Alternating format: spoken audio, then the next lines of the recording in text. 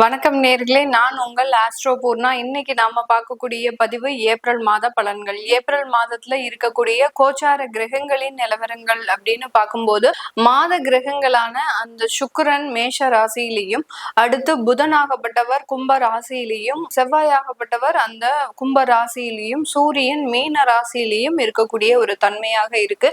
வருட கிரகங்களான குரு பகவான் மிதுன ராசியிலையும், கேது பகவான் சிம்ம ராசியிலையும், ராகு பகவான் கும்ப ராசியிலையும், சனி பகவான் மீன ராசியிலையும் இயல்பு தன்மையோட இருக்கிறாங்க.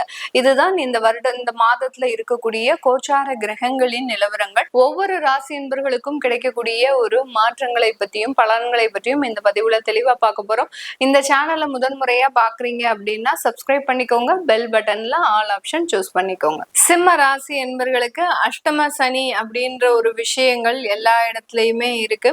ஆனா இந்த ராசி என்பர்கள் எங்களுக்கு சனி பகவான் மட்டும் தொந்தரவு கொடுக்கல, எல்லா கிரகங்களுமே எங்களுக்கு சாதகமாக இல்லை அப்படின்ற ஒரு அமைப்புல இருக்கிறாங்க. ஏன்னா எல்லா இடத்துலயும் பிரச்சனை. சனி பகவான் கர்மகாரகன், வேலைக்காரகன், தொழில்காரகன் அப்படின்னு நம்ம சொன்னா கூட அந்த தொழிலையும் வேலையில மட்டும் பிரச்சனைகள் இருந்தா பரவாயில்ல, எங்க போனாலும் பிரச்சனைகள். ஏதோ ஒரு ப்ராஜெக்ட் பேச போறோம் அப்படின்னா அந்த இடத்துல சில தொந்தரவுகள், குடும்பம் ரீதியான தொந்தரவுகள், அடுத்து பாத்தீங்கன்னா குழந்தைகள் ரீதியான சில பிரச்சனைகள், அடுத்து குடும்பத்துல இருக்கக்கூடிய நபர்கள்னால சில ஏமாற்றங்கள், இப்படி எங்க போனாலுமே எங்களுக்கு சில தொந்தரவுகள் இருக்கிறதுனால எந்த கிரகங்களையுமே நாங்க நம்பல. எங்களுக்கு யாருமே கூட இல்லை. தெய்வம் இவ்வளோ தெய்வ பிரார்த்தனைகள் பண்றோம், அந்த தெய்வத்தினால எங்களுக்கு ஒரு பொழுது கூட நன்மைகள் நடக்க மாட்டேங்குது அப்படின்ற மாதிரியான சில வெறுப்பான ஒரு சூழ்நிலைகள்ல இருக்கக்கூடிய இந்த சிம்ம ராசி என்பர்கள், இந்த சிம்ம ராசி என்பர்களுக்கு கடந்த ஒரு மாதத்துல பாத்தீங்கன்னா இவர்களினுடைய ராசி அதிபதி அப்படின்னு சொல்லக்கூடிய அந்த சூரியன் ஆகப்பட்டவர் 8ஆம் இடத்துல சஞ்சாரம் செஞ்சிட்டு இருக்கிறார். அந்த 8ஆம் இடம் அப்படின்றது பாத்தீங்கன்னா முழுமையான வருமான தடைகளை கொடுத்தாச்சு. இனிமேல் இந்த மாதத்துல இருந்து நம்மளால எதுவுமே செய்ய முடியாது, டோட்டலா ஸ்ட்ரக் ஆகி நிக்கக்கூடிய ஒரு தருணம்.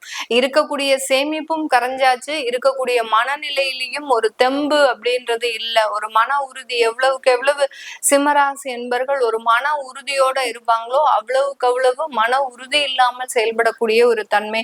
நிறைய சிம்மராசி என்பர்களுக்கு உடல் ரீதியான சில பிரச்சனைகள் திடீர்னு இருந்தாப்புல இருதயம் சம்பந்தப்பட்ட சில பாதிப்புகள், அடுத்து பாத்தீங்கன்னா சிறுநீரகம் சம்பந்தப்பட்ட சில பாதிப்புகள், அடுத்து ஏதாவது தேவையில்லாத ஒரு விபத்துகள் நடக்கக்கூடிய ஒரு அமைப்புகள், இது எல்லாமே நடந்தாச்சு. எங்க வாழ்க்கையில நடக்காத சில சோகமான விஷயங்களே கிடையாது.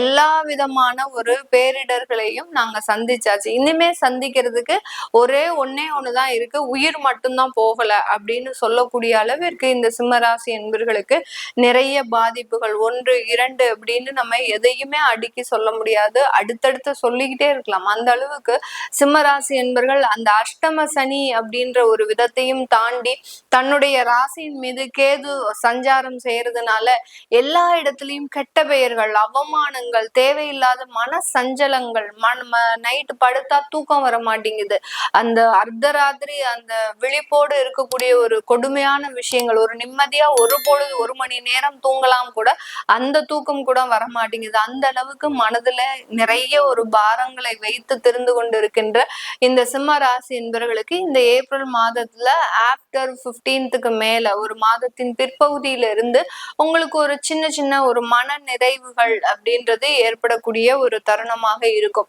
ஏன் அப்படின்னு கேட்டீங்கன்னா அந்த ராசி அதிபதி 8ல இருந்து 9ஆம் இடத்திற்கு சஞ்சாரம் செய்து வரப்போறார். அடுத்து உங்களுடைய 7ஆம் இடத்துல இருக்கக்கூடிய அந்த செவ்வாய் ஆகப்பட்டவர், 4ஆம் இடத்திற்கு சொந்தக்காரரான அந்த செவ்வாய் 7ஆம் இடத்துல ராகுவோட சேர்ந்து இருக்கிறதுனால சொத்துக்கள் வாங்கினதுனால நிறைய பிரச்சனைகளை இந்த சிம்மராசி என்பர்கள் கடந்த ஒரு 45 நாட்கள்ல சந்திச்சிருப்பீங்க. அடுத்து கணவன் மனைவி ரீதியான நிறைய விவாகரத்து வழக்குகளை சந்திச்சிருப்பாங்க. இதெல்லாம் நீங்க நினைச்சு கூட பார்த்திருக்க மாட்டீங்க. ஏன்னா சொத்து வாங்கும்போது எல்லாமே கரெக்டா இருந்திருக்கு, ஆனா திடீர்னு அது சம்பந்தப்பட்ட சில வழக்குகள், வெளிநாட்டுல இருக்கிறவங்களுக்கு கூட இந்த செவ்வாய் ராகுவினுடைய சேர்க்கை இந்த சிம்ம ராசி என்பர்களுக்கு அங்க கூட சில வழக்குகளை கொடுக்கக்கூடிய ஒரு நேரத்துலதான் இருந்திருக்கு. அந்த அளவுக்கு இந்த செவ்வாயினுடைய சேர்க்கை மிக பெரிய அளவுக்கு ஆபத்துகளை கொடுக்கக்கூடிய ஒரு நேரமாக இருந்திருக்கு. இப்போ இந்த மாதத்துல அதே செவ்வாய் பகவான் 8ஆம் இடத்துல சஞ்சாரம் செய்ய போறார். அதனால உங்களுக்கு சின்ன சின்ன ஆபத்துகள் எல்லாமே பெரிய ஆபத்துகளாக மாறினாலும் அதுல இருந்து நீங்க நிவாரணம் பெறக்கூடிய ஒரு மனநிலைக்கு வந்துருவீங்க. ஏன்னா உங்களுடைய ராசி அதிபதி 9ஆம் இடத்திற்கு பாக்கியஸ்தானத்திற்கு போயாச்சு அப்படின்றதுனால அதாவது செய்த தர்மங்களும் செய்த புண்ணியங்களும் உங்களை காப்பாற்றக்கூடிய ஒரு தருணம் அப்படின்றது இந்த காலகட்டம் இருக்க போது. என்ன பிரச்சனைகள் வந்தாலும் இந்த சிம்மராசி என்பர்கள் தயவு செய்து இந்த மாதத்துல நீங்க அதிகப்படியாக சிவன் வழிபாடுகளை பண்ணுங்க. எவ்வளவுக்கு எவ்வளவு சிவன் வழிபாடு பண்றீங்களோ முடிஞ்சா டெய்லி கூட பண்ணுங்க. அப்படி முடியாத பட்சத்துல ஞாயிற்றுக்கிழமை சிவனுக்கு போய் ஒரு 4 தீபம் ஏற்றி வழிபாடு பண்ணுங்க. அப்படி பண்ணும்போதுதான் உங்களுக்கு இருக்கக்கூடிய சில கடுமையான நெருக்கடிகளில் இருந்து வெளிவரக்கூடிய ஒரு தருணம். 8ஆம் இடத்துல அந்த செவ்வாய் சனியோட சேர்க்கை பெறக்கூடிய ஒரு காலகட்டமாக தான் இந்த ஏப்ரல் மாதம் இருக்க போகுது.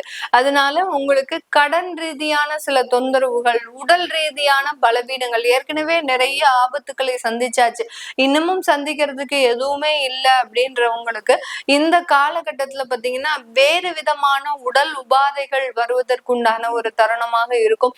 கடன் ரீதியான பிரச்சனைகள் கழுத்தை நெருக்கக்கூடிய அளவிற்கு சில தொந்தரவுகளை கொடுக்கறதுக்கு உண்டான ஒரு அமைப்புகள் இருக்கும்.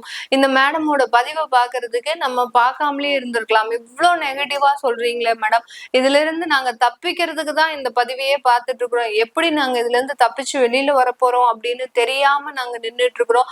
உங்க பதிவை பார்த்துட்டு இன்னும் எங்களுக்கு நெகட்டிவான சில எண்ணங்கள் அதிகப்படியாக தோன்ற ஆரம்பிச்சிருச்சு அப்படின்னு இருக்கிறவங்க நிறைய பேர் இருப்பாங்க. ஏன்னா இருக்கிறத உள்ளபடி சொல்றதுதான் நம்மளுடைய ஜோதிடத்தினுடைய ஒரு முக்கியமான சாராம்சமே.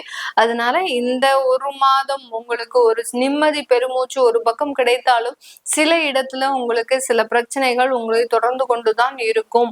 அந்த அந்த பிரச்சனைகளை சமாளிக்கிறதுக்கு நீங்க இந்த சிவன் வழிபாடு பண்றது மிகப்பெரிய ஒரு நெருக்கடிகளில் இருந்து உங்களை காப்பாற்றக்கூடிய ஒரு அமைப்பாக இருக்க போகுது. அதனால சிவன் வழிபாடு, உக்ர தெய்வங்களுடைய வழிபாடு, அடுத்து பாத்தீங்கன்னா இந்த மாதத்துல பாத்தீங்கன்னா கிரகங்களின் பயிற்சிகள் அப்படின்னு எடுக்கும்போது 1.5 மாதங்களுக்கு ஒரு முறை பயிற்சியாக கூடிய அந்த செவ்வாயாகப்பட்டவர் 3ஆம் தேதி அந்த கும்ப ராசியிலிருந்து மீன ராசிக்கு பயிற்சியாகி வருகிறார்.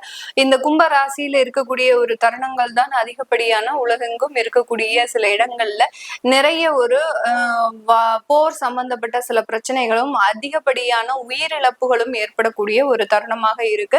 அதனால இந்த 3ஆம் தேதிக்கு மேல இந்த மாதிரியான சில அசம்பாவிதங்கள் குறைய தொடங்குகின்ற ஒரு காலமாக இருக்கும். அடுத்து அந்த புதன் ஆகப்பட்டவர் மீன ராசிக்கு, அதாவது கும்ப ராசியிலிருந்து மீன ராசிக்கு அந்த 11ஆம் தேதி பயிற்சியாகி வருகிறார். மீன ராசியிலிருந்து மறுபடியும் 30ஆம் தேதி ஏப்ரல் மாதம் பயிற்சியாகி மேஷ ராசிக்கு பயிற்சியாகிறார்.